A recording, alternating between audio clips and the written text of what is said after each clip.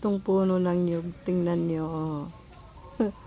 Nanurok na dito sa igbaw.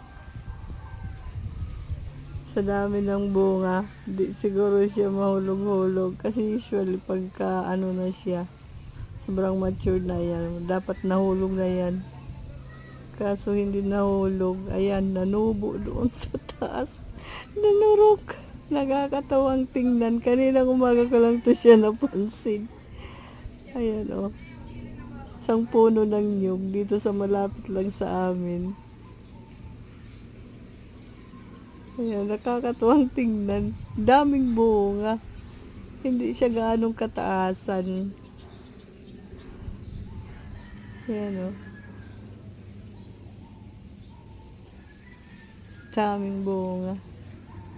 Nakakatuwang tingnan.